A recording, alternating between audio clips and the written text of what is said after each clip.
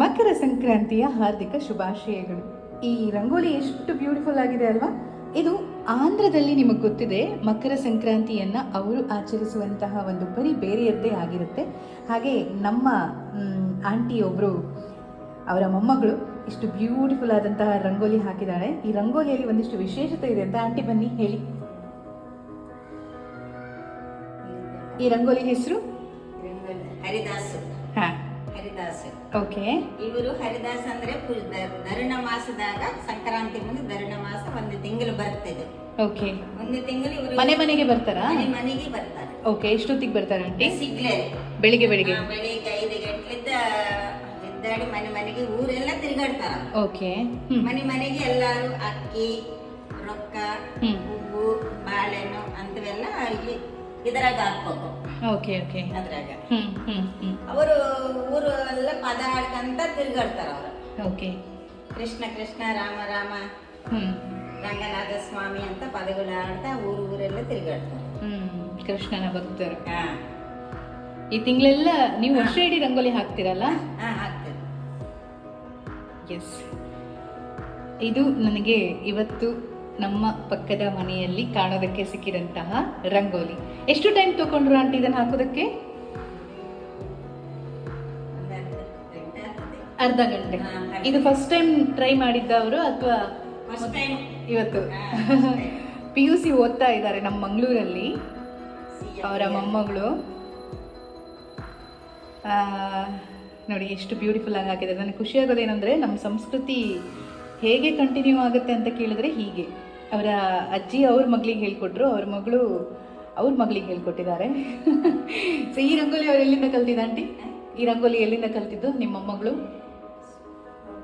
ಫೋನಲ್ಲಿ ನೋಡಿ ಹಾಕಿದ್ದು. ಅವ್ರ ಅಮ್ಮ ಸಹ ಹಾಕ್ತಾ ಇದ್ರು. ಚಿಕ್ಕ ವಯಸ್ಸಿನಿಂದ ಅಭ್ಯಾಸ ಆಗ್ಬಿಟ್ಟಿದೆ. ಓ ಹೌದಾ? Okay okay, super. Thank you aunty. ಇಡ್ತೀವಲ್ಲ, ಇದು ಡಿಸೈನ್ ಇಡ್ತೀವ್ರಿ. ಇದು ತಿಂಗಳು ಇಡ್ಬೇಕು ರಂಗೋಲಿ. ಇದು ನಾವು ಓಕೆ ಓಕೆ ಈ ನೆಲ ಇಟ್ಟು 16 ತಿಂಗಳಿಟ್ಟು 16 ತಾರೀಕಿನ ಇದು ಎಲ್ಲ ಸುತ್ತಲ ರೈನ್ ಇಟ್ಟು ಈ ಕಡೆ ವರ್ಕ್ ಕಲ್ಸ್ಬೇಕು. ಅದು ರಂಗೋಲಿ ಎಷ್ಟು ದೂರ ಅಂದ್ರೆ ಅಷ್ಟು ದೂರ ರಂಗೋಲಿ ಹಾಕಿ ಕಲ್ಸ್ಕೊಡ್ತೀವಿ. ಅಷ್ಟು ದೂರ ಕಲ್ಸ್ಬೇಕು. ಓಕೆ. ನೀವು ಚಿಕ್ಕ ಇದು ತೊಟ್ಲ ಅಂತ ಹಾಕ್ತೀವ್ರಿ. ಇದು ಓಕೆ ಓಕೆ. ಇದು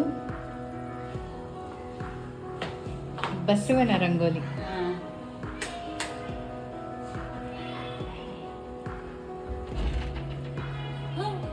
ಹಾಯ್.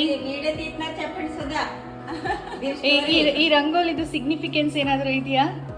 ಸಿಗ್ನಿಫಿಕೆನ್ಸ್ ಅಂದ್ರೆ ಅದು ಮಕರ ಸಂಕ್ರಮಣ ಅಲ್ಲ, ಅದು ఎలా చెప్పాలంటే ಸೂರ್ಯ ಮಕರ ರಾಶಿಯನ್ನ ಪ್ರವೇಶ ಮಾಡ್ತಾನೆ, ಅದರ ಸಂಕೇತ ಇದು. ಹೌದು ನೋಡಿ, ಇಲ್ಲಿ ಸೂರ್ಯ ಇದ್ದಾನೆ. ಸೂರ್ಯ ಇವತ್ತು ಮಕರ ರಾಶಿಯನ್ನ ಪ್ರವೇಶಿಸ್ತಾ ಇದ್ದಾನೆ. ಇವತ್ತಿನಿಂದ ಉತ್ತರಾಯಣ ಶುರು ಆಗ್ತಾ ಇದೆ. ಇದೆಲ್ಲ ಆಚರಣೆ. ಹೌದು, ಪಶುಗಳಿಗೆ ಪೂಜೆ ಮಾಡ್ತಾರೆ. ಕನುಮ ಕನುಮ ದಿನ ಪಶುಗಳಿಗೆ ಪೂಜೆ ಮಾಡ್ತೀವಿ. ಅವಾಗ ಅದು ವ್ಯವಸಾಯ ಎಲ್ಲ.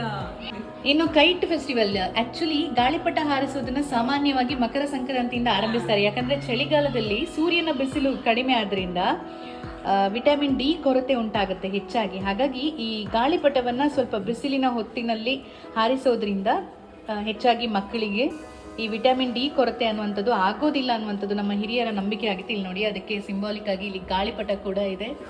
ಇದು ಸಂಕ್ರಾಂತಿಯ ರಂಗೋಲಿ. ಸಂಕ್ರಾಂತಿ ಹಬ್ಬ ಅಂತಂದರೆ ನಿಮಗೆ ಗೊತ್ತೇ ಇದೆ, ನಮ್ಮ ಕರ್ನಾಟಕದಲ್ಲಿ ಮಕರ ಸಂಕ್ರಾಂತಿ ಅಂತ ಕರೆದ್ರೆ ಬೇರೆ ಕಡೆಗಳಲ್ಲಿ ಇದನ್ನು ಪೊಂಗಲ್ ಅಥವಾ ಲೋಹ್ರಿ ಅಂತ ಕರೀತಾರೆ ಅಲ್ವಾ? ಈ ಹಬ್ಬ ಕೇವಲ ಸಂಪ್ರದಾಯ ಅಲ್ಲ, ವಿಜ್ಞಾನ ಮತ್ತು ಸಂಸ್ಕೃತಿಯ ಸಮ್ಮಿಲನ.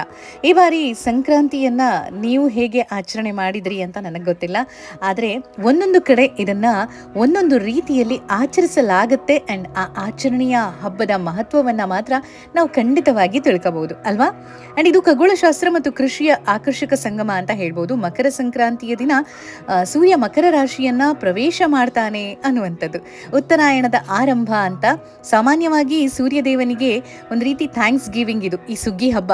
ಕಬ್ಬು, ಅರಿಶಿನ, ಭತ್ತದ ಮೊದಲ ಫಸಲನ್ನ ಕಟಾವು ಮಾಡಿದ ರೈತರು ಭೂಮಿಯ ಮೇಲಿನ ಜೀವಕ್ಕೆ ಶಕ್ತಿ ತುಂಬುವ ಸೂರ್ಯದೇವನಿಗೆ ಈ ಬೆಳೆಗಳನ್ನ ಅರ್ಪಿಸ್ತಾರೆ.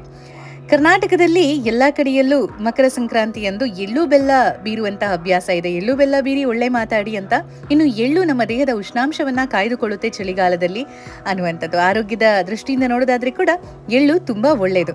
ಇನ್ನು ಜನರ ಜೊತೆಯಲ್ಲಿ ಪ್ರೀತಿಯನ್ನ ಬೆಸೆಯುವಂತಹ ಹಬ್ಬ ಇದು. ಒಬ್ಬರಿಗೆ ಎಳ್ಳು ಬೆಲ್ಲ ಕೊಡ್ತಿದೀವಿ ಅಂತಂದ್ರೆ ನಾವು ಅವರ ಜೊತೆಯಲ್ಲಿ ಪ್ರೀತಿ ಸ್ನೇಹದ ವಾತಾವರಣವನ್ನ, ಸೌಹಾರ್ದಯುತ ವಾತಾವರಣವನ್ನ ಕ್ರಿಯೇಟ್ ಮಾಡ್ತೀವಿ ಅಂತ.